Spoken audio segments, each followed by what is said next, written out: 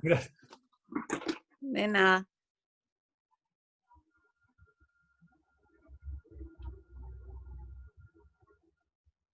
Ya.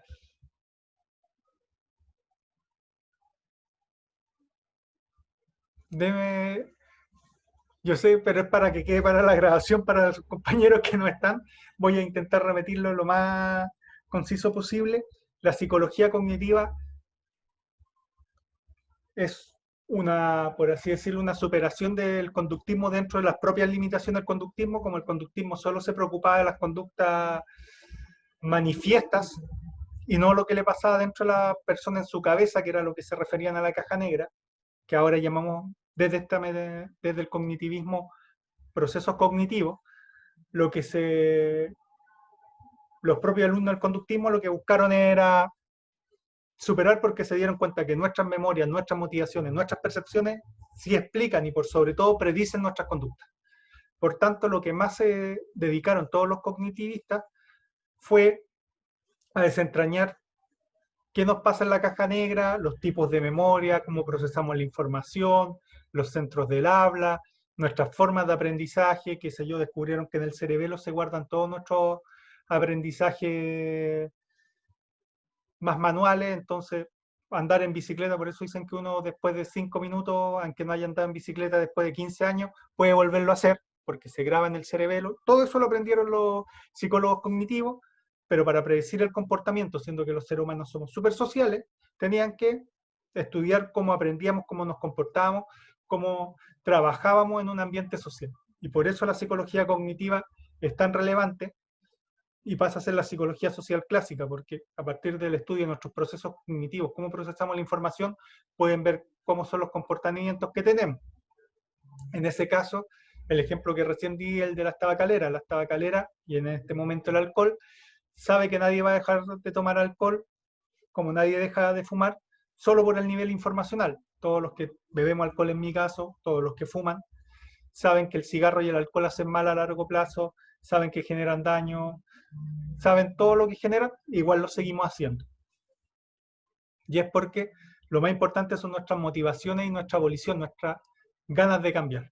Y para evitar que tengamos ganas de cambiar, por ejemplo, la industria del tabaco antiguamente y ahora la industria del alcohol, lo que hace es generar comerciales, reclames, propaganda, branding, enfocado en mujeres culturales que cumplen el concepto de mujer occidental voluptuosa, los hombres como el hombre, ahí cambia, hay dos como modelo, el hombre macho alfa, musculoso, tipo La Roca, lucha libre, o el tipo más posmoderno, más arreglado, canchero, y es en esos dos prototipos que todos carreteando y pasándolo súper bien.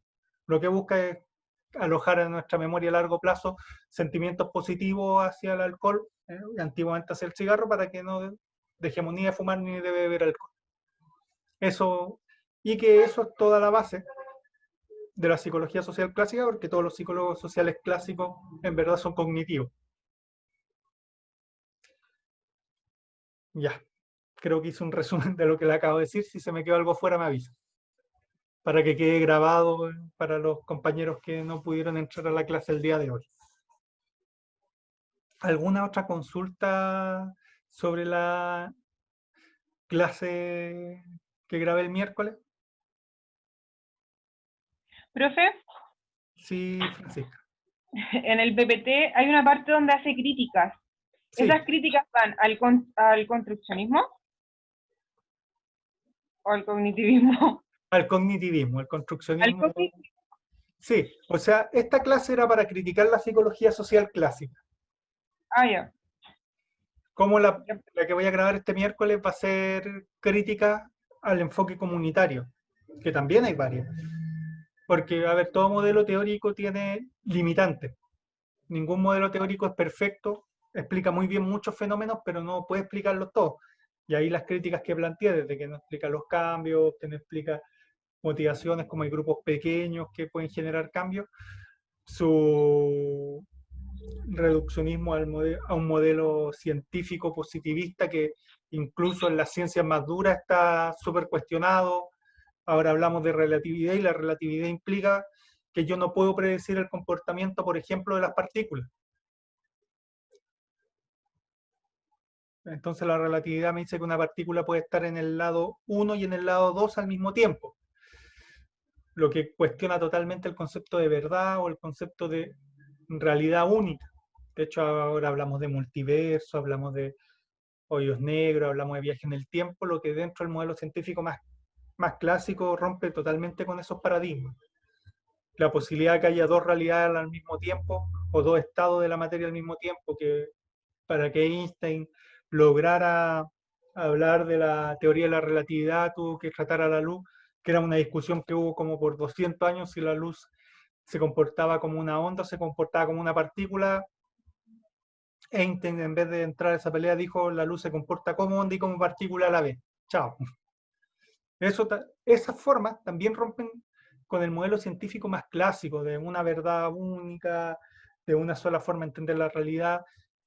Y uno de los problemas del cognitivismo es que mantuvo eso más encima a nivel social, o sea, quiso explicar el comportamiento de todos los seres humanos a partir de ciertos modelos implantados o en Estados Unidos o en la Europa occidental, para explicar, por ejemplo, cómo, a ver, quizás nosotros estemos medianamente occidentalizados, pero no creo que vivamos, entendamos y nos relacionemos con la naturaleza de la misma forma que lo hacen las comunidades mapuche que viven en el Alto Biobío o las comunidades aymaras que viven en el altiplano chileno.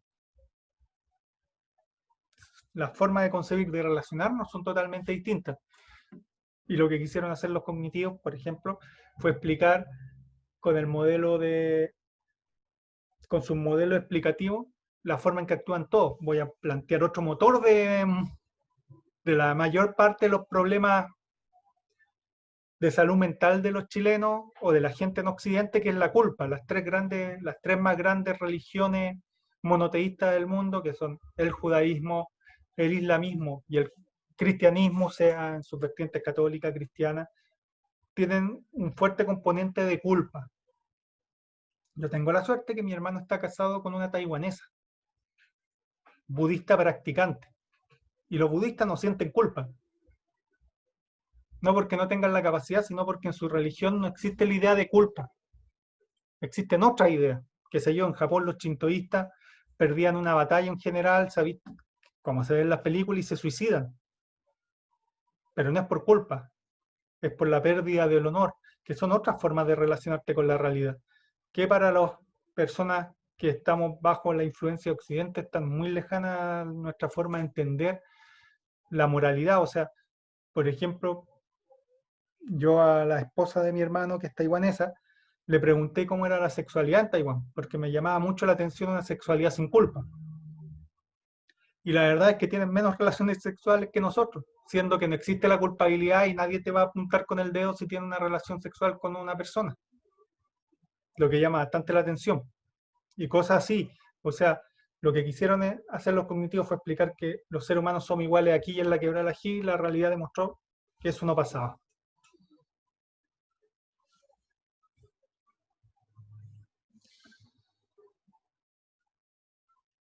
Sofía me pregunta, no entiendo cómo es posible que la psicología social clásica busque llegar a reglas generales y al mismo tiempo tome en consideración las motivaciones de las personas, como que se contradice, ¿no?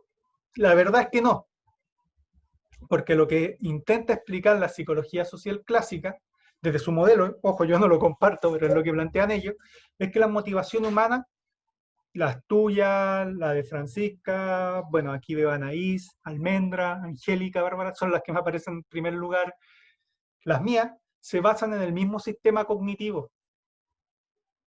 Para yo tener motivaciones, tengo que tener percepciones, tengo que tener emociones que para los cognitivos eran iguales para todos los seres humanos. Por tanto, yo puedo llegar a reglas generales. Por ejemplo, lo que dije con la drogodependencia a drogas legales. Los cognitivos demostraron, está demostrado desde un modelo científico, que nadie deja de fumar hasta que se juntan tres elementos, que ellos llaman actitudes. Tener información negativa sobre el tema, por ejemplo, vuelvo al cigarro y el alcohol, Todos sabemos que hace mal, pero no dejamos de beber alcohol o no dejamos de fumar. Pero nos tienen que pasar otras dos cosas: emociones negativas y sucesos vitales importantes. Qué sé yo, si yo iba pasada de copa, más que pasada de copa, estaba en estado alcohólico total, voy conduciendo y choco y me salvo por un poquito de morir, pero qué sé yo, voy con 3 amigos y mis 3 amigos mueren, quizás es muy probable que deje de tomar alcohol, porque voy a generar emociones negativas porque se murieron amigos preciados y un suceso vital demasiado importante. Esas 3 cosas se juntan en una actitud y eso permite el cambio. Y los cognitivos lo han demostrado.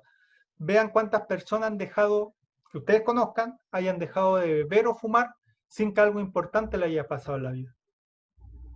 Son bastante pocas. Que un día digan, ah, ya me aburrí, nunca más tomo alcohol o nunca más fumo cigarro. Lo que intentaron demostrar los cognitivos es que como todos los seres humanos procesamos la información de la misma manera porque somos humanos y tenemos los mismos medios de procesamiento de información, el mismo centro del lenguaje, el mismo lóbulo prefrontal que nos diferencia de la mayoría de los mamíferos,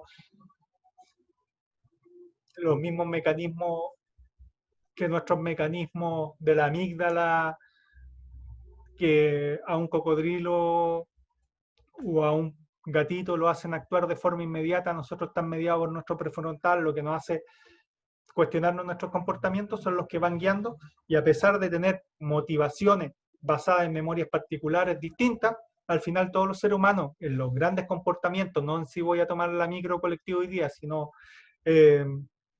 si me caso o no me caso, en mi forma de tomar decisiones económicas, por ejemplo, en todo eso terminan influyendo las mismas reglas. De hecho, son psicólogos cognitivos los que inventan la idea del win-win o ganar y ganar, que, como les dije, los psicólogos en psicología solo hay 5 premios Nobel, 4 son por economía y 1 solo por medicina. Y los 4 economías son porque inventaron estos conceptos del ganar y ganar con economistas y lo demostraron con reglas. O sea, que se pueden llegar a tratos en que las dos partes sean triunfadores y evitar la competencia destructiva en que uno gana en juego de suma cero, que uno gana y el otro pierde. Y eso lo hacían con juegos cognitivos con niños. Entonces, uno, y lo que van a decir los psicólogos cognitivos, para redondear, Sofía, es que nosotros tendemos, por nuestra sociedad, por nuestra forma de pensar, a suponer que nuestras motivaciones son especiales, únicas y irrepetibles, pero que los grandes patrones de comportamiento son iguales para todos los seres humanos. No sé si te queda un poco más claro.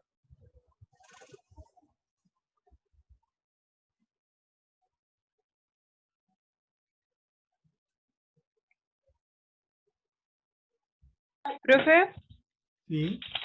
todavía me da vuelta la idea de que el cognitivismo reemplaza la caja negra por el contexto. Yo entendía que la caja negra como que la desarrolla para poder entender el contexto, ¿no cosa así? Lo que pasa es que la crítica que se le hace al cognitivismo es que dejó hablar de caja negra, por así decirlo, y no, vamos a investigarla. Vamos a investigar, a ver, el conductismo, para plantearlo así súper concreto, ponía un ratón en un laberinto, le ponía comida al lado izquierdo y a la segunda, tercera vez el ratón iba por el lado izquierdo y así iba complejizando el laberinto porque el ratón iba por un pellet para comer. Entonces decía que nosotros en una concatenación de estímulos podíamos reforzar conducta para que, desde una conducta muy simple, izquierda a derecha, el ratón aprendiera y generara una conducta mucho más compleja para conseguir un objetivo. Eso es lo que plantea el conductismo a nivel de aprendizaje. Y que por tanto lo que piensa, lo que siente la persona es irrelevante. Lo que buscó el cognitivismo fue, por así decirlo, entender esos procesos mentales complejos, entender la memoria, entender cómo construimos la realidad. De hecho, probablemente el constructivismo más biológico que nosotros lo hablamos de posmodernismo, sería la evolución del cognitivismo, que toma sus deficiencias, pero explica los mismos elementos que antes explicaba el cognitivismo. Lo que pasa es que hablan de memoria, hablan de procesamiento de datos, chunk de datos, hablan de mediadores, del lenguaje, todo, pero al final terminan igual que los conductistas, estudiando solo la conducta. Terminan reemplazando esa caja negra por el contexto. Entonces, si yo explico que Francisca, no estoy diciendo ni que fume cigarro ni que beba alcohol, pero por ejemplo, que dejaste de beber alcohol, ¿por qué? Porque chocaste un auto y se te murieron 3 amigos. Y eso es porque tenía información negativa del alcohol que se juntó con emociones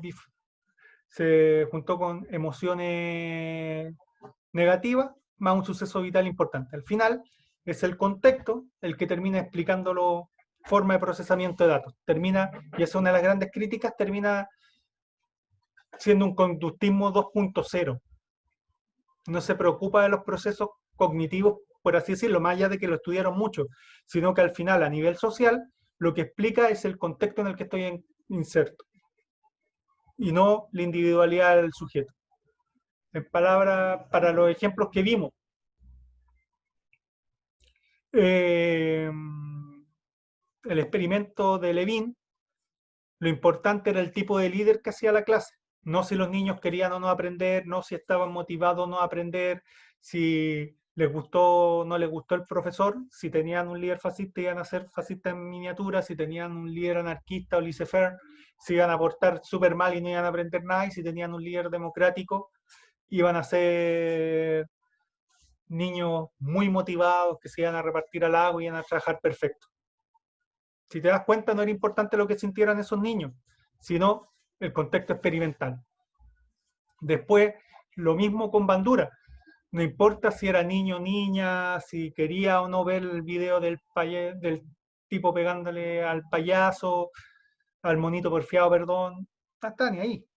Lo importante era que una vez que veían eso, todos aumentaban su nivel de violencia. ¿Qué era importante? La motivación de esos niños, lo que querían esos niños, o el contexto en el que estaban insertos. En este caso era ver la violencia. A eso se refiere con que reemplazan la caja negra. Es verdad, le estudiaron muchísimo, pero al final, para explicar las conductas sociales, lo importante es el contexto en que estoy inserto. Y esa es una gran crítica que se le hizo. Ahora algunos pueden estar de acuerdo y decir que lo más importante es el contexto en que estoy inserto y mis motivaciones son una forma de ilusión personal que resalta el individualismo radical propuesto por el neoliberalismo, que es otra visión más posmodernista de incluso plantear que el cognitivismo en ese sentido tiene razón. Por eso es que son las críticas que se le hace, algunas las comparto, otras no. Pero mi trabajo como profe es mostrarle todas las críticas que se hicieron. No sé si te quedó más claro, Francisca. Sí, profe, ahora sí se entendió bien, es que lo que pasa es como, de repente habla del cognitivismo, después habla del contextualismo, entonces se me usaron las ideas. No te preocupes. Si la idea es entre más preguntas hacen, más claro le puede quedar a ti y a todos tus compañeros. La verdad es que, como ustedes tuvieron una clase de filosofía de la ciencia, quizás parto del mal supuesto de que ustedes tienen ideas más o menos claras, no tienen por qué ser perfectas, pero cierta claridad en las diferencias de ciertos modelos de pensamiento que quizás es una mala suposición mía.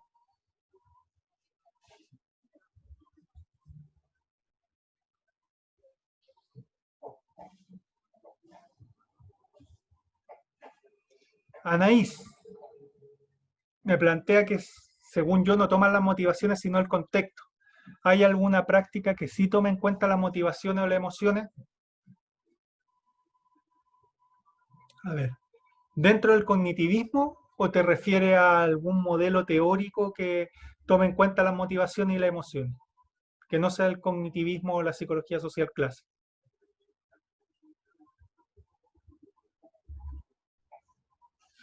Por supuesto, hay muchos modelos en psicología que los toman, algunos que no han sido tan potentes. por ejemplo, uno de los que les pasé que considera muy relevante las emociones, nuestras pulsiones, la energía que se nos dispara con lo que sentimos y hacemos es el psicoanálisis. Desde perspectivas un poco más positivas con el ser humano, el humanismo. El humanismo, por ejemplo, se oponía al cognitivismo y al psicoanálisis. Como les dije, yo tomé en cuenta 4 modelos. Hay muchos más en psicología. Carl Rogers, voy a escribirlo para...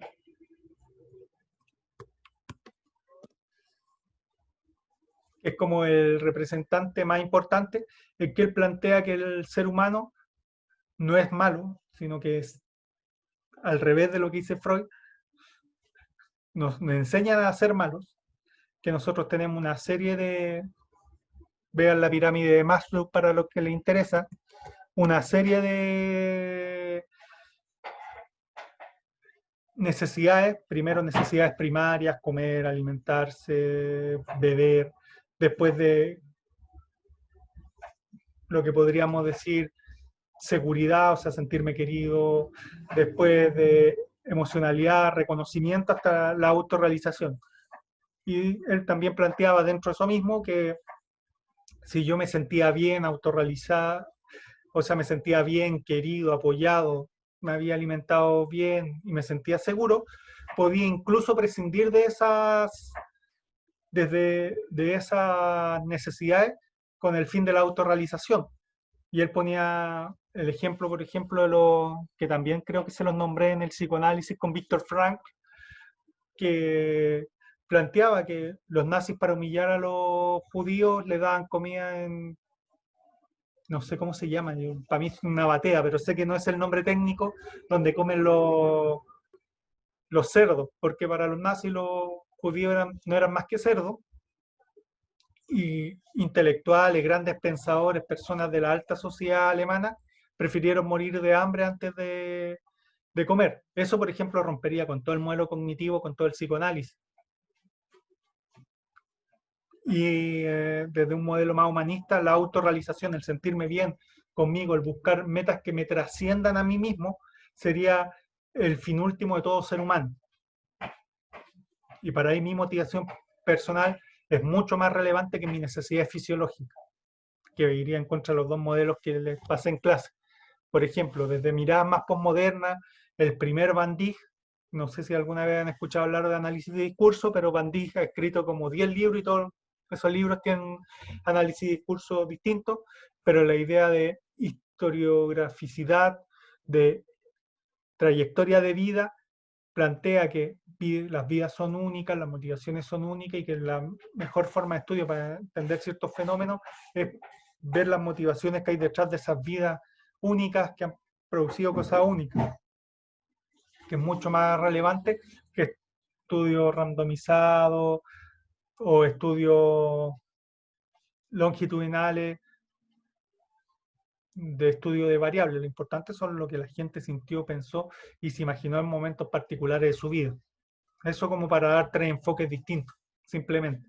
El psicoanálisis que ya hemos visto un poco, pero también el enfoque humanista, desde los modelos más clásicos de psicología hasta el modelo más posmoderno de Van Dijk.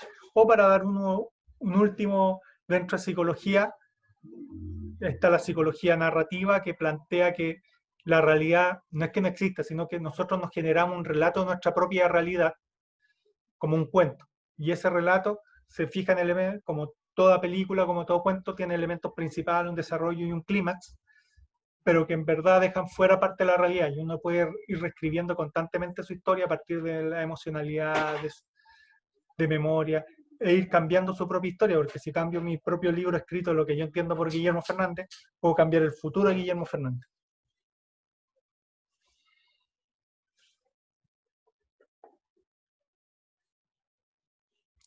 Eso...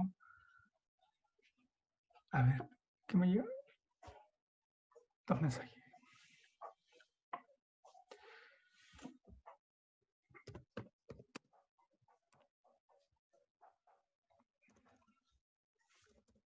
Van Dijk, deja que por aquí lo tengo. Dame un segundo.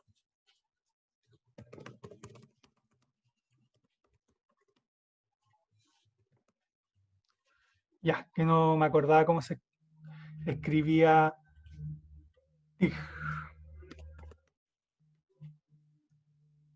Así, tiene como 10 libros, Bandí, todo ello de forma distinta, análisis de discurso, para que lo puedas leer. Y eso, Rocío. El análisis de discurso, más que a la psicología, porque uno cuando habla de estos modelos de pensamiento son modelos de la ciencia social en general. Yo lo enfoco en la psicología porque soy psicólogo, pero Van Dijk no es psicólogo, de hecho creo que es sociólogo lingüista y va más dentro del posmodernismo. De hecho, del posmodernismo del construccionismo social.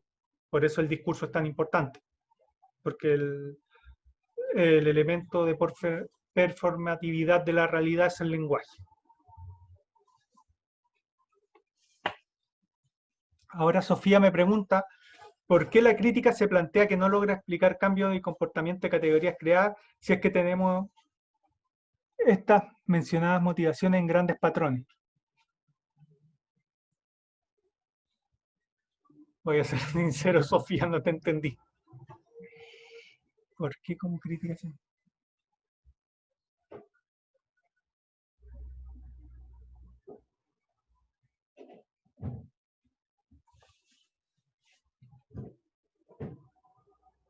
No, la verdad, si me pudieses dar un ejemplo más concreto como para entender tu pregunta, Sofía.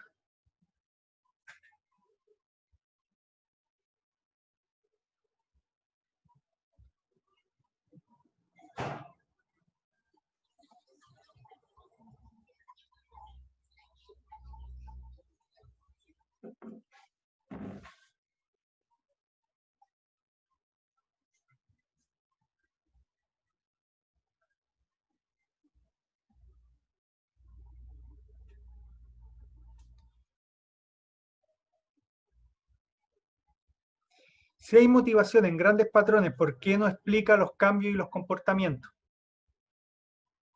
O sea, lo que hace el cognitivismo, la psicología social clásica, es explicar qué es la misma crítica que se le hace al estructuralismo, que explica cómo se va a comportar Sofía, cómo se va a comportar Guillermo, cómo se va a comportar cualquiera de tus compañeras si tus situaciones son estables. Pero no puede explicar, no tiene como la idea de enfoque dinámico del psicoanálisis. No puede explicar los cambios. De hecho, recuerden, es un modelo científico. Modelo científico, si ustedes hacen, por así decirlo, una tesis cuantitativa que solo sea explicativa, se la van a tirar por la ventana. Lo mínimo que les van a exigir es que sea correlacional o predictiva. Entonces, si yo digo, no, es que, disculpa Francisca, pero como puse el ejemplo contigo, Francisca dejó de tomar alcohol porque chocó y se le murieron 3 amigos. Ya, vale, pero eso me lo explicaste después de que pasó, no antes.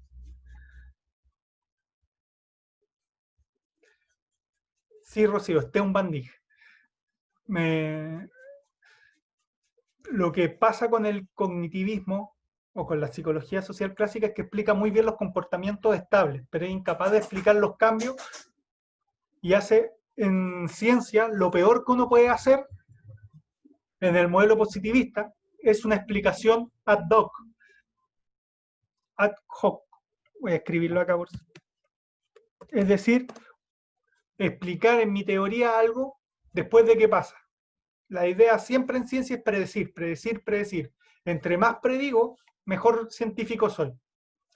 Que es lo que les da el ejemplo de Einstein. O sea, Einstein dijo, mira, cuando hay un eclipse de sol, tal estrella que aparece al lado, que va a aparecer al lado del sol, va a aparecer 2 centímetros corrida porque el campo gravitacional del sol va a afectar en la forma en que nos llega la luz de esa estrella. Los tipos se pusieron y es verdad, esa estrella está a 2 centímetros corridos de donde debía estar.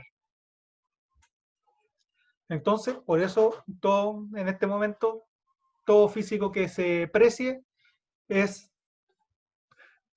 ama la teoría de la relatividad, no podría ser newtoniano, ya no existe.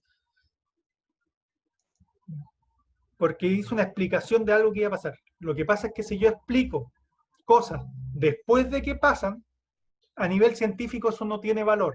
de hecho, desprestigia tu teoría. Y el gran problema que tiene para las teorías basadas más en el positivismo, como el cognitivismo duro, es que ellos pueden explicar los cambios solo después de que ocurren. No los pueden predecir antes. Y terminan haciendo como parches dentro de su misma teoría para ir explicando estos elementos. Obviamente, con mucho tiempo estamos hablando de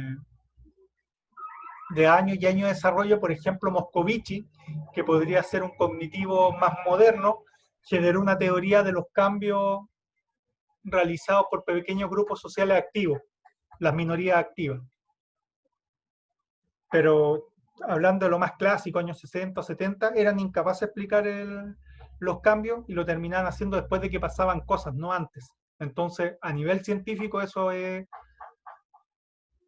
como, qué sé yo, jugar un partido de fútbol y echarle la culpa al árbitro del resultado. No, o sea, a menos que seas hincha de ese equipo, nadie te va a comprar mucho esa teoría. ¿Profe? ¿Y Rocío? Otra Rocío, sí. ¿Cómo se llama? Usted está dando ese mismo ejemplo, claro, desde lo cuantitativo, pero desde lo cualitativo se podría explicar o no? Con el método cualitativo. Lo que pasa es que aquí hay una lucha súper fuerte. Desde un modelo cualitativo, cuando lo cualitativo quiso como no entrar en el modelo científico, pero para ser validado dentro de las universidades, tuvo que agregarse o tuvo que utilizar las mismas categorías que se usaban en los estudios cuantitativos. Y la más baja es la exploratoria explicativa.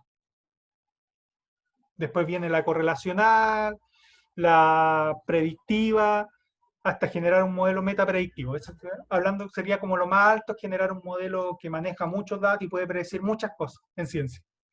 Entonces al principio se hablaba que lo cualitativo explicaba y caracterizaba. Pero, por así decirlo, cayó en el juego lo cuantitativo y para validarse utilizó las mismas categorías que se utilizaban en cuantitativo y por tanto eran lo más bajo, lo menos valorado de la investigación, entre comillas, científica. Hasta que aparecieron cualitativos más posmodernos en que plantean exactamente que lo cualitativo no tiene por qué explicar. No explica. Yo no, como cualitativo no voy a explicar ni voy a caracterizar nada. Lo que voy a hacer es develar, deconstruir, amplificar distintos elementos. Y la deconstrucción dentro de los modelos más clásicos ni siquiera una explicación. La deconstrucción lo que hace es armar y ver discursos e irlos dividiendo para darse cuenta de los elementos esenciales que hay y que, por ejemplo, qué sé yo, desde un discurso súper bueno, de chuta, tenemos que priorizar el dinero para reactivar la economía chilena, está un posible desprecio a las clases más populares que no se van a beneficiar de esa reactivación, a los discapacitados donde no facilito su acceso a esa economía, sino que estoy pensando solo en grandes empresas. Entonces, o puede haber un machismo encubierto, que es lo que se hace desde teorías más posmodernas dentro de lo cualitativo. O sea, cuando yo voy y hago una trayectoria de vida, me interesa un pepino explicar el machismo en Chile. Lo que voy a demostrar es cómo dentro de distintas etapas en la vida de una mujer, por ejemplo, hay una serie de machismo explícito, prácticas machistas, micromachismo e incluso agresiones súper fuertes que tiene que ir la mujer al día a día. ¿Eso me va a permitir explicar el machismo en Chile? No.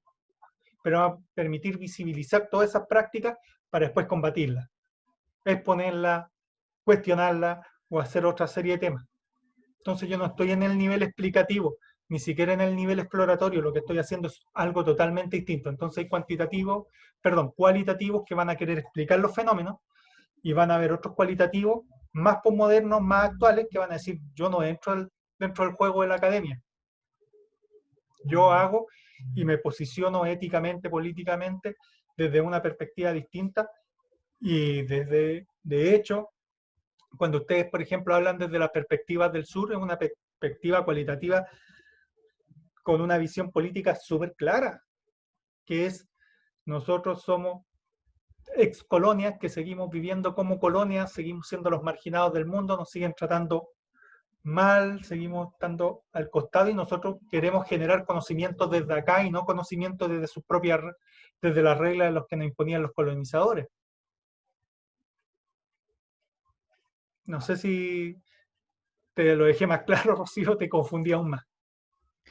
No, me abrió otras perspectivas que tenía respecto a mi idea, respecto a los métodos cualitativos, que siento que mi conocimiento en eso es como muy, de repente muy sesgado lo que dice usted a lo exploratorio, como que te centran siempre el estudio de lo cualitativo como a eso y como que, claro, se nota esa diferencia como desprecio que hay con respecto al método cualitativo, no en este caso terapia ocupacional, pero sí en otras carreras del área de la salud cuando se hacen estudios de este tipo.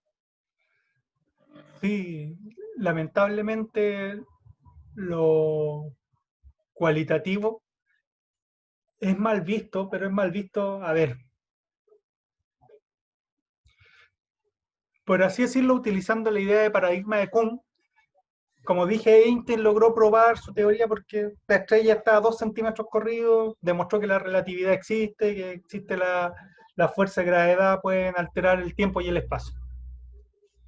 El tema es que la teoría de la relatividad no se empezó a enseñar en la universidad hasta como 20 años después de cuando se murieron o desaparecieron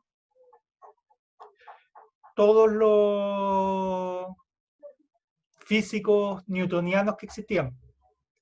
En las universidades probablemente existen espacios, por así decirlo, de resistencia,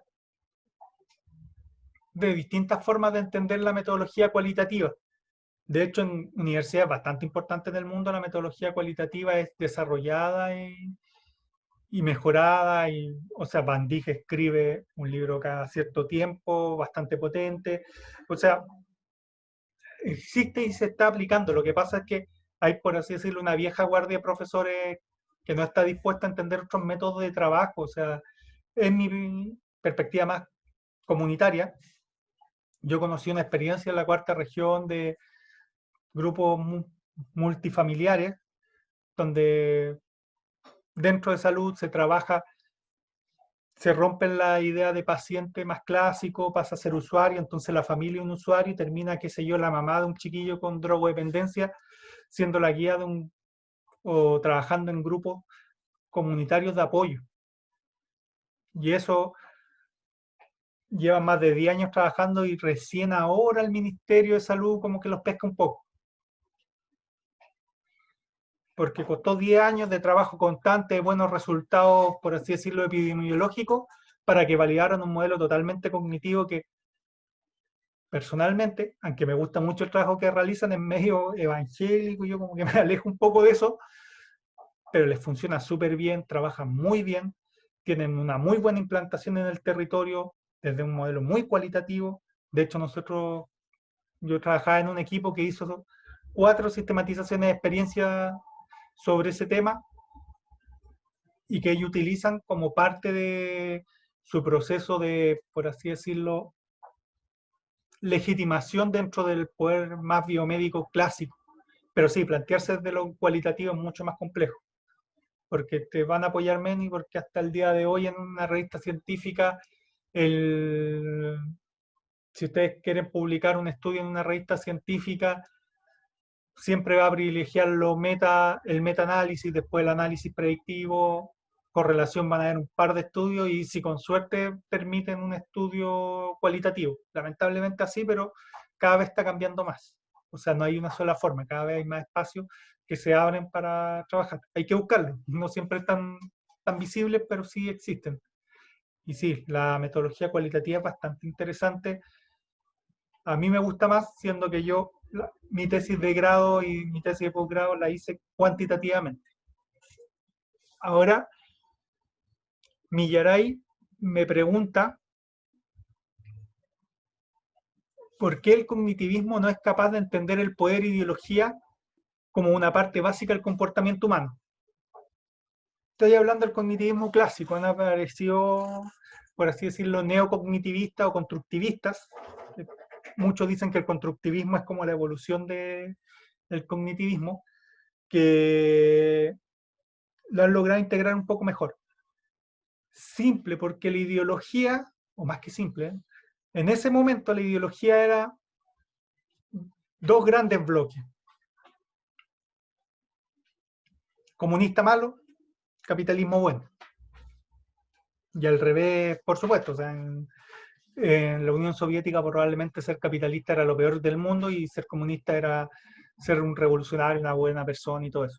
Nosotros, como nos tocó vivir a este otro lado más cerca de Estados Unidos, entonces yo no puedo analizar algo que es intrínsecamente bueno, porque la ideología, desde modelos, por así decirlo, no cognitivos, sino desde modelos postmodernos, la ideología no se manifiesta en si yo soy comunista o soy capitalista. La ideología tiene elementos mucho más sutiles, tiene elementos de prácticas y microprácticas diarias. El ejemplo más claro que a mí se me ocurre es el feminismo. No hay nadie, quizá ahora han aparecido un par de especímenes muy raros que dicen yo, y se sacan la capa, yo soy un defensor de la ideología patriarcal del mundo. Qué sé yo, me imagino un Bolsonaro, un Trump, una cosa así. Pero en general, ¿cuál es, por así decirlo, el constructo teórico de ideología patriarcal? De hecho, desde el propio feminismo se plantea que el patriarcalismo no es un elemento visible, pero no explícito. Por eso hay que construir, por eso hay que develar, porque no hay nadie que diga estos son los 10 mandamientos de un buen patriarcalista.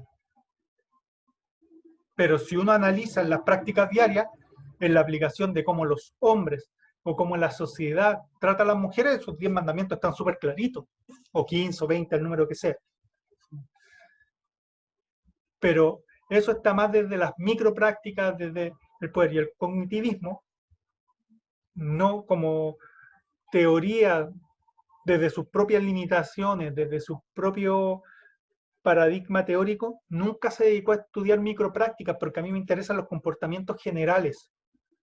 Y por ejemplo, lo que sufre o las violencias machistas que sufre una mujer en Chile son distintas a las que sufren en Alemania, como son las distintas a las que sufren en México o en Colombia. O sea, en Colombia hay letreros que diga si usted termina con su pareja no le tire ácido en la cara. Entenderán que el nivel de violencia es mucho más explícita de lo que hay acá en Chile. Y no quiere decir que en Chile no se vivan violencia.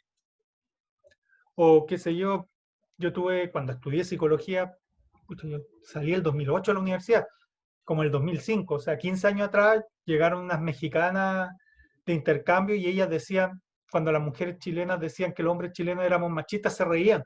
Decían, ustedes no saben lo que es machismo, no han vivido en México. Entonces, cuando uno habla de poder e ideología, desde visiones más postmodernas sobre todo, no tiene que ver con capitalismo o comunismo, tiene que ver con formas, ideas bases que van moldeando la realidad de forma mucho más subrepticia, no evidente. Por ejemplo, creo que hace 2 clases atrás le hablé de una encuesta creo que fue para la clase de psicoanálisis, de hecho, le hablé de una encuesta que se hizo antes de las votaciones para presidente, en que comparaban a Guillé con Piñera en esta segunda elección, en elementos como quién querría usted que fuera su yerno, a quién le confiaría plata, y Piñera, increíblemente para mí, le ganaba en todos esos ámbitos a Guillé, lo que habla que de nuestra formación, por así decir, ideológica, subrepticia, más oculta, por eso sí sé que ahora es como un rockstar, porque él hizo esto primero que nadie, dice que nosotros a lo mejor preferimos un tipo como Piñera. Nos gustaría ser como Piñera. No nos gustaría, qué sé yo, que ganó como 20 premios al hombre más confiable de Chile, pero preferimos votar por alguien que sabíamos explícitamente que había robado un banco, que había hecho una estafa con tarjeta de crédito, que en su primera presidencia mantuvo acciones de Lanchile y de Colo Colo, a pesar de que debió haberlas vendido y él prometió que le iba a vender y descubrimos que no lo había hecho. De hecho, fue castigado y pagó una multa por manipulación de ventas de acciones. Pero para los chilenos, un tipo que es así es más confiable que alguien que nos da la noticia todos los días. Y nosotros preferíamos votar por alguien que sabíamos que había hecho todos los chanchullos así, antes que alguien que había recibido premios de como el más transparente y todo. Cuando uno habla de posmodernismo e ideología, se refiere a eso. No se refiere a comunismo o capitalismo. Se refiere a que hay elementos en nuestra vida diaria que son coherentes, que se van articulando y que forman una, valga la redundancia, una forma de entender la realidad particular. O sea, no hay ninguna ley o no va a haber ninguna ley que cambie los micromachismos que las mujeres viven día a día. Porque esas son prácticas y por eso ideológicas que están dentro de la forma en el trato del hombre y la mujer. Se han destruido o se han cambiado o se han modificado una serie de leyes que ponían a la mujer en desigualdad frente al hombre. Por ejemplo, si yo me casara ahora, sería totalmente distinto a que si me casara hace 10 años atrás. Hace 10 años atrás nos casábamos en el régimen tradicional de convivencia, no me acuerdo el nombre legal exacto, pero que los bienes son iguales, pero hace 10 años atrás los bienes eran iguales, pero el hombre tenía el manejo y yo decidía si se vendía una casa o no, no importa que la casa fuera de mi pareja. En la actualidad, eso se cambió, pero eso no quiere decir que el hombre sigamos actuando sobre los bienes de la mujer como si fueran nuestros. No sé si logro responderte tu duda, Milleray.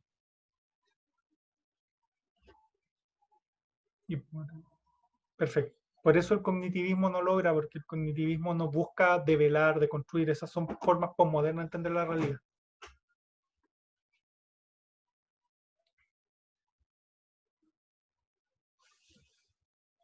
Ya que nos pasamos un poquito de la... Profe, ¿Sí? hoy es que entré un poco tarde porque pensaba que era las 3 de la clase, pero tengo unas dudas. Perfecto. Si es que me las puede responder. Es que no entendí usted en la parte de que explican los elementos de la psicología social clásica, ¿Sí? era que los comportamientos humanos se consideran como sociales. O sea, sí entiendo cómo es la relación que hace, pero igual quedo como un poco con dudas. ¿Ya? ¿Cuál sería la duda? Que yo noté que los comportamientos humanos son sociales porque se presentan plasmados en una cultura de una determinada sociedad, pero ¿Ya? ¿está bien eso? O sea, a ver, lo que pasa es que voy a plantearlo así. Voy a ser un poco escatológico, pero para ser súper claro. Qué sé yo, los seres humanos, los gatos, los perros y cualquier animal que tenga un sistema digestivo, ambos hacemos, qué sé yo, vamos al baño, orinamos, defecamos. Pero todos los comportamientos que, por así decirlo, nos definen como humanos, ir a estudiar, relacionarnos con otros, aprender una cultura, todos esos aprendizajes se hacen con otros, por eso son sociales. No hay ningún comportamiento humano que de lo que uno pueda definir como humano, que ahí van a haber miles de definiciones, que no se haga en relación a otros o en un grupo con otros. De hecho, nosotros, a diferencia de los gatos, los perros, nos vamos al baño en cualquier parte, hacemos un hoyito y dejamos nuestros desechos ahí. Casi todos los seres humanos que tenemos sistema alcantarillado, hacemos nuestras necesidades en un water. Y eso es súper social, porque eso no es normal, ningún otro animal lo hace. Y todo eso tiene que ver con aprendizaje, con comportamiento en relación a otros. De hecho, supondré que la mayoría de ustedes, si va al baño a hacer alguna de esas necesidades, cierra la puerta. ¿Por qué cierra la puerta? De hecho, esa no es la única forma de ir al baño. De hecho, los griegos les llamaba mucho la atención porque los egipcios hacían sus necesidades como las hacemos nosotros, y ellos decían no las hacen de la forma civilizada que ir a la calle y hacer sus necesidades.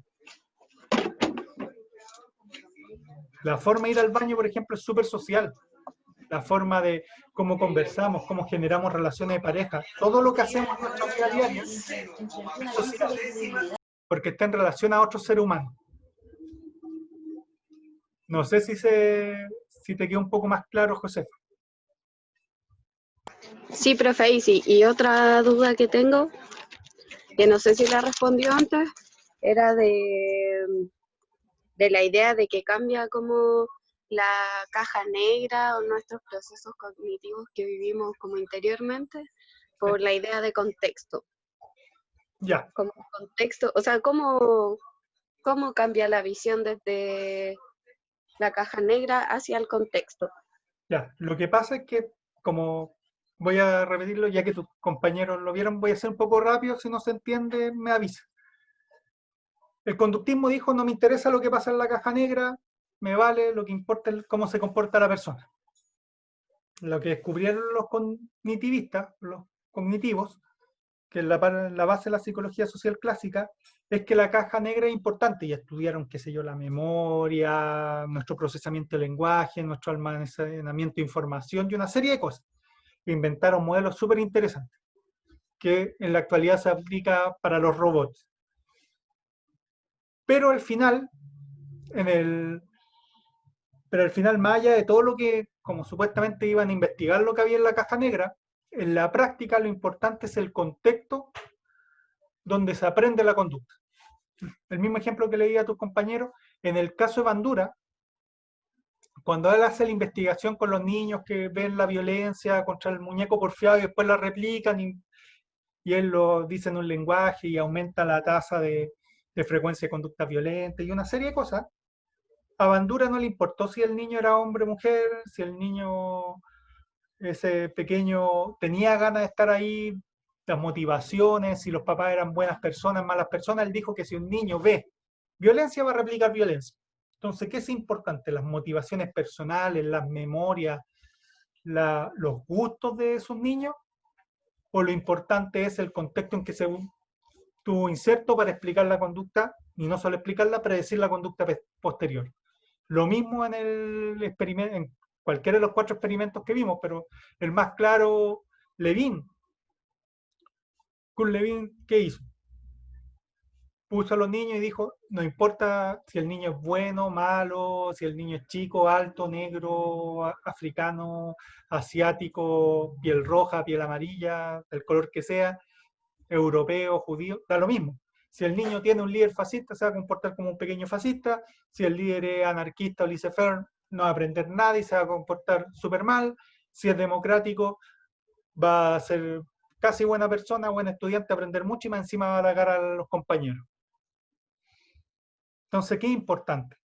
La caja negra, los procesos cognitivos, ya, sí, la información entra por acá, la proceso, mi centro en el nervio óptico, lo paso, lo atravieso por las conexiones lingüísticas, lo almaceno en la memoria de corto plazo para ser procedural, que termina siendo memoria a largo plazo y una serie de cosas.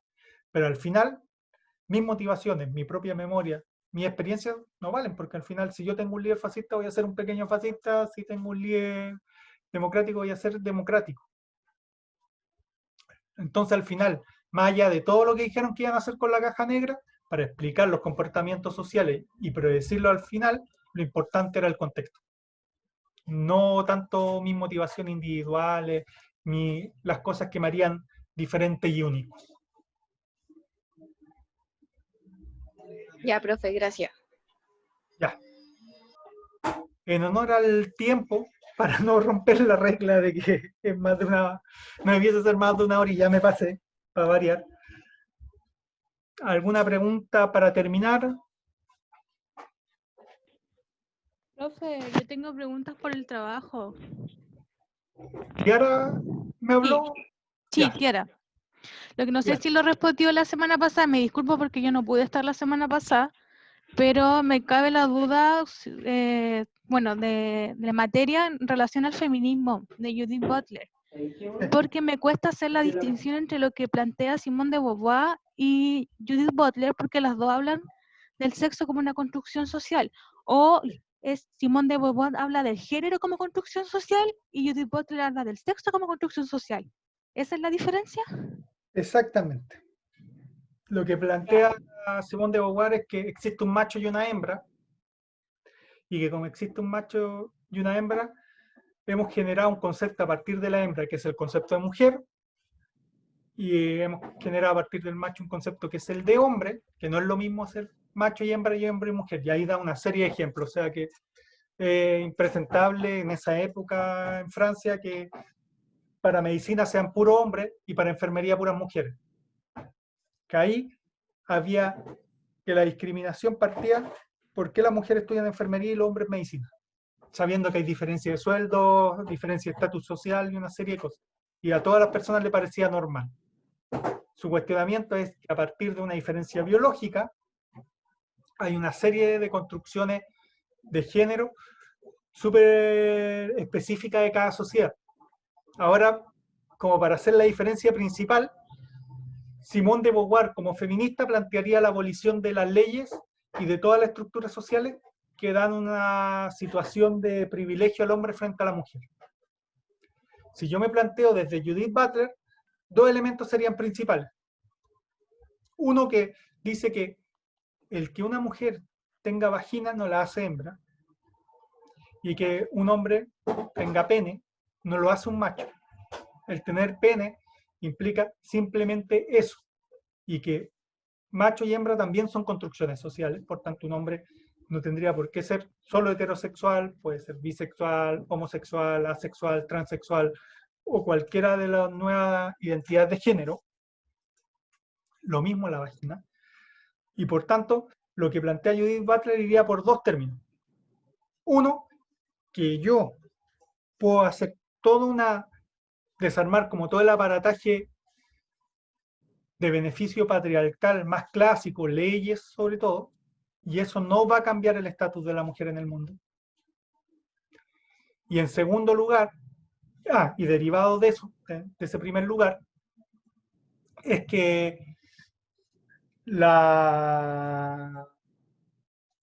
por así decirlo, las formas de construcción de nuevas formas de entendimiento de la feminidad con la masculinidad o de las distintas identidades de género frente a la masculinidad predominante es de la organización de ellos mismos.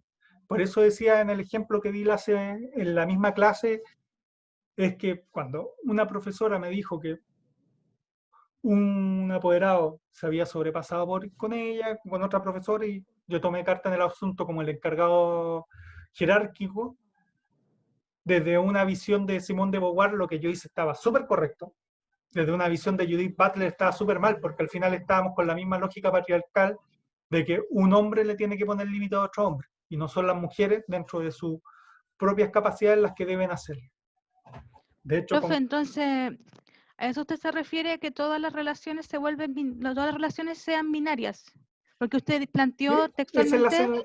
Esa es la segunda parte de lo que plantea Judith Butler. Que Judith Butler plantea que nosotros, querámoslo o no, le seguimos el juego del patriarcalismo. Porque planteamos que existen solo dos formas, hombre y mujer. Bueno, malo, blanco y negro. Lo que pasa, profe, es que me cuesta llevar el tema más allá del tema de la sexualidad, porque usted planteó mucho el tema de la sexualidad con respecto a ella, pero en cuanto a una cosa más social, me cuesta como llevarlo, como entenderlo. No sé si me explico. Dos cosas. Vamos, primero, lo que te diría Judith Butler es que, y de hecho, por eso el feminismo se plantea desde la sexualidad, porque la construcción de sexualidad, a ver, como el construccionismo social plantea que el lenguaje es lo más relevante, desde el feminismo, la construcción de género es lo más relevante. Y la construcción de género no puede ser vista sin la sexualidad. Lo que pasa es que nosotros no hemos basado en la idea de que la sexualidad es solo el coito, y desde Simone de Beauvoir lo que se está planteando es que la sexualidad incluye la desigualdad salarial, las carreras en que entramos, la forma en que nos tratamos, la posibilidad de que una mujer llegue a altos cargos de poder. O sea, la sexualidad sería el elemento transversal que me permite explicar desigualdades sociales que van más allá de si soy clase media, pobre o rico. Eso por un lado. Entonces, Judith Butler lo plantea, o sea, la sexualidad es el elemento de análisis y que performatiza, que es el elemento performativo de nuestra realidad. no el lenguaje, no es nuestro elemento biológico, que sería desde el constructivismo. Por otro lado, en lo más social, como te dije, que ella lo plantearía, o sea, desde lo social, Judith Butler plantea, a ver, ¿por qué en terapia ocupacional solo, por la lista yo veo solo 3 compañeros hombres? ¿Por qué en terapia ocupacional estudian casi puras mujeres? Es que eso es lo que me confunde, porque por parte de Simone de Beauvoir entendería que la relación como de cuidados está como más relacionada con las mujeres que con los hombres. Sí. O que las mujeres, que los hombres son más racionales, por ejemplo, para estudiar una carrera como medicina, que una mujer que Sí. es más emocional y podría sucumbir más a la cosa de los cuidados, Sí. por ejemplo. Pero ese es como de Simone de Beauvoir, pero de Judith Butler como que ahí no encuentro la diferencia. Ya, ¿Me que entiendes? Judith Butler, primero, su gran diferencia es que dice que nosotros seguimos pensando en mujeres y hombres. Ah, Que el primer error sería que yo dijera que son puras mujeres en tu curso. Yo no lo sé. Quizá hay mucha identidad de género entre tus compañeras. Hay muchas formas de entender incluso las relaciones de pareja, de asociatividad de tus compañeras. Voy a dar un ejemplo que a mí me pasó hace un par de años para el mejor censo de Chile que hizo Piñera en su primer gobierno, que fue una... Yo vivía con un amigo. No éramos homosexuales, de hecho cada uno tenía su pareja, pero vivíamos como en comunidad. Arrendábamos 2 porque no nos alcanzaba para vivir solos. Y en el censo, la pregunta que se hizo a todos los chilenos es: ¿quién es el jefe de hogar? Te das cuenta que, por así decirlo, la casa o la familia, si quieres, que yo había organizado, se basaba en 2 personas con el mismo poder, con igualdad de cargo, y cada uno hacía la limpieza. O sea, sí, por po. ejemplo, para el gobierno de Chile, desde una visión más de Judith Butler, no pueden existir familias alternativas, o van a existir familias donde domina un hombre, o familias de mujeres solteras donde domina la mujer. Pero no puede existir una familia donde hayan 2 hombres que no sean homosexuales, o donde no haya un jefe de familia. Qué sé yo tengo conocidos que viven 3, 4, 5 en una casa, todos amigos. ¿Quién es el jefe del hogar? ¿El que arrienda la casa? Si todos pagan el mismo arriendo. ¿El que paga las cuentas? Si todos ponen lo mismo en las cuentas. ¿Te das cuenta que cuando Sí. que ahí Sí. en lo social, y eso fue súper agresivo porque nosotros nos miramos y nos matamos en la risa? Para no llorar probablemente. O sea, para el gobierno de Chile, en ese censo tenía que saber si el jefe de hogar era un hombre o una mujer. Pero no todas las familias se conforman de la misma manera. No todas las formas de organización son de la misma manera. Pongo otro ejemplo que también me pasó, disculpen la autorreferencia. Con unos amigos teníamos una consultora. Y nosotros, como buenos comunitarios, pusimos en esa consultora que todos teníamos el mismo porcentaje de la sociedad, teníamos el mismo poder, cada uno podía abrir una cuenta a nombre de la sociedad porque no había desconfianza, y no existe hasta el día de hoy desconfianza entre nosotros. Fuimos al banco y el banco nos dijo: no, nombren a un representante legal. Pero es que en la constitución de nuestra empresa dice que los 5 somos representantes legales porque los 5 somos iguales, tenemos el mismo poder y tenemos las mismas opciones. El banco nos miró: no entendemos eso. Elijan uno. Señor, le acabamos de decir que los 5 podemos ser. Entonces no pueden abrir una cuenta en este banco, que sí implicaba que no nos podían pagar los trabajos que hacíamos, porque para un banco no existe la posibilidad de que 5 personas sean iguales. Tiene que haber siempre alguien con un poder mayor.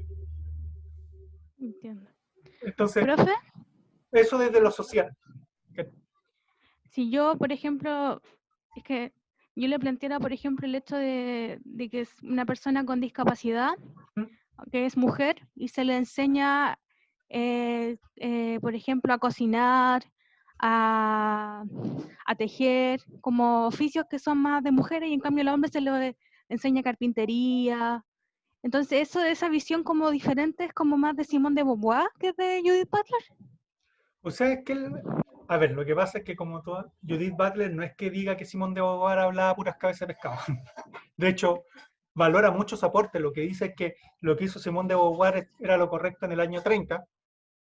Lo que hacemos en el 2020, bueno, y escribió antes en todo caso, sigue escribiendo, por si es distinto. Lo que te diría Judith Butler es que enseñarle manualidades, más allá de que tenga un sentido a lo mejor mucho más, por así decirlo, monetario, que esa señora con discapacidad aprenda un oficio en que gane dinero, lo que te diría Judith Butler es la asociatividad. Ella se va a manejar mucho con ese término. Más que enseñarla a tejer, lo bueno sería juntarla con otras 5 mujeres con discapacidad que están tejiendo para generar una cooperativa, una empresa, y que eso tenga mayor producción y todas se puedan mantener de ese trabajo desde una relación de igualdad sin depender de un otro. En este caso sería el terapeuta ocupacional o el asistente social del Cefano, de la ONG donde tú estás pensando. Porque si no, lo que seguiríamos manteniendo las relaciones de poder, que históricamente han sido hombre y mujer, pero en este caso no tiene por qué ser hombre y mujer, sino la relación de poder binaria en que uno manda más que el otro, que es el gran problema. Y que eso en general ha tenido que ver con la sexualidad. Por eso ella habla de formas nuevas de organizar, que no sea binario. Lo que nosotros intentamos hacer, armar una empresa que tuviera 5 personas que mandaran, no, tiene que mandar uno. Pero Para eso es lo que ella se refiere como heteronormatividad masculina, como exactamente. La heteronormatividad masculina, o sea, desde la crítica más, porque Judith Butler, como todos los pensadores, yo tomé un momento su obra, pero escribe mucho más. Cuando hablaba de la heteronormatividad masculina, en su concepción más clásica, hacía referencia a los hombres han puesto las reglas del juego, para ponerlo en palabras súper simples, y nosotros los cambios que estamos pensando los hacemos dentro de las mismas normas del juego que han puesto los hombres, y desde mirada masculina. Entonces, una mujer para triunfar tiene que, por así decirlo, entre su familia al hombre. O sea, perdón, entre su familia o el trabajo. O para triunfar tiene que adquirir, por así decirlo, masculinizarse. Ser como se supone que un líder masculino y dejar de ser una líder femenina. No se les valora desde el liderazgo femenino, desde lo que se supone que es femenino. Y entonces, pero esa es su primera obra. Su obra va avanzando, después empieza a cuestionar la binaridad de la sociedad, o sea, hablar de heteronormatividad masculina es seguir jugando entre que existe lo masculino y lo femenino y no que existen muchos otros mundos posibles. Porque al final termina siendo un choque entre dos formas de entender la realidad, cuando la realidad puede entenderse de múltiples formas, tiene muchos matices, es mucho más compleja de lo que parece. De hecho, Judith Butler, por así decirlo en este momento, es una crítica a los feminismos más radicales que plantea un choque frontal con una cultura masculina, porque dice que no existe eso como cultura masculina, porque los hombres muchas veces son tan o más oprimidos que las mujeres en ciertos contextos. Ya, profe, sí me quedó más claro. Perfecto. Es mucho más amplia Judith Butler. Sí, o sea, de hecho su obra, de hecho tiene libros en que se cuestiona su propia obra anterior. Por eso también me pareció muy interesante planteárselo, porque me parece muy honesto. O sea, hay pocos autores contados con los dedos de una mano que son capaces de decir, ¿saben? Lo que yo pensaba hace 20 años está equivocado. O más que equivocado, no fui capaz de ver toda la complejidad de lo que en ese momento quise postular. Profe, y Jetgen lo que plantea principalmente, a ver si lo entendí bien, es cómo nosotros construimos socialmente nuestra realidad a través del lenguaje y cómo el lenguaje puede conllevar relaciones de poder. Exacto. Y no solo relaciones de poder, o sea, cuando los construccionistas sociales dicen que el lenguaje es el elemento performativo de la realidad, es que el lenguaje lo construye. Voy a plantear un ejemplo súper sencillo. A mí me pasó en el colegio que trabajábamos, estaba haciendo un trabajo con la fonoaudióloga y se me ocurre preguntar, no fue planificado, para que no crean que siempre planifico las cosas, no. ¿Cuántos apoderados del colegio quieren que su hijo llegue a la universidad? Estábamos en un curso primero básico y solo 5 levantaron la mano. Para mí fue muy impresionante, porque yo, cuando pequeño, más allá que mis padres no tenían muchos recursos económicos, me metieron en el mejor colegio que pudieron, que Viña del Mar es muy famoso. Y en ese colegio, todos los que iban a ese colegio, su meta era llegar a la universidad. Entonces, llegar a otro colegio, que es un colegio que nosotros trabajamos con población de vulnerabilidad, que es gratuito, pero que es, por así decirlo, el mejor colegio de ese sector, o el mejor evaluado por la gente que vive ahí. Que te digan solo 5 personas que creen que su hijo van a poder llegar a la universidad, un choque cultural súper fuerte. Eso es lo que plantearía Kierkegaard.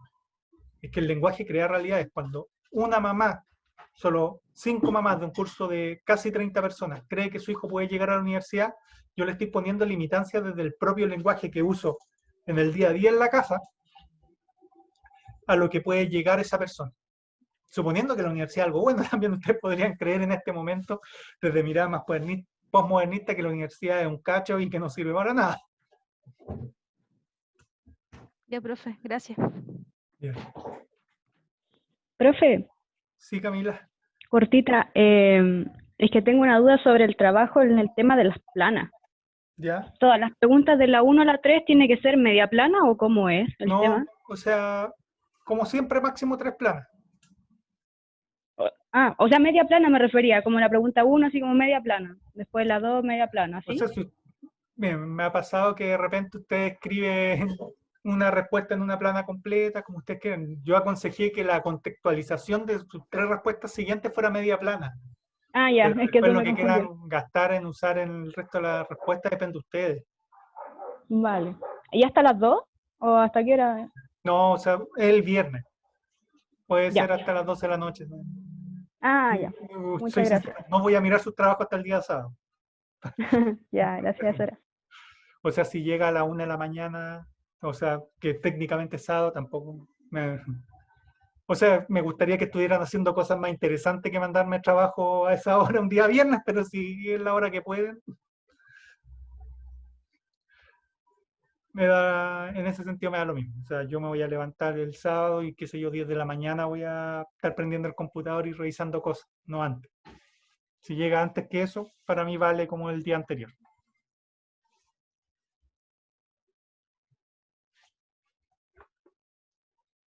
Ya. Sí, nos pasamos por harto la hora, así que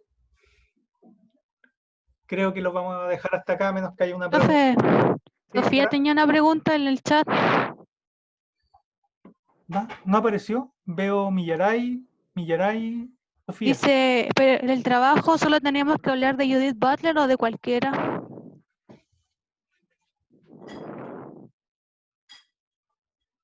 Ah, Sofía, lo que pasa es que me aparece Tiara. O sea, si ustedes manejan a otra feminista, que es posible, perfecto. O sea, la idea es que hablen de Judith Butler, pero si también a una Ana Cristeva, por ejemplo, ningún problema. Si se plantean más desde una perspectiva de Simone de Beauvoir, ahí sí habría un problema porque es muy antigua y ella no es postmoderna. Y estamos hablando de corrientes postmodernistas. Pero si me van a hablar, qué sé yo, desde las tesis para responder la pregunta, no hay ninguna dificultad. Yo di un autor de referencia. Hay muchos otros constructivistas y muchos otros socioconstruccionistas. Mientras respondan desde esa visión, no hay problema.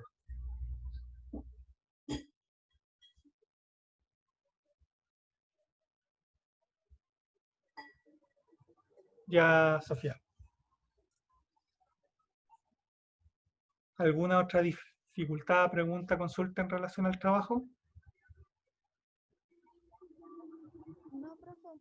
Gracias. ¿No? Gracias, Elisa. Bueno, si no hay otra dificultad, lo dejamos hasta acá.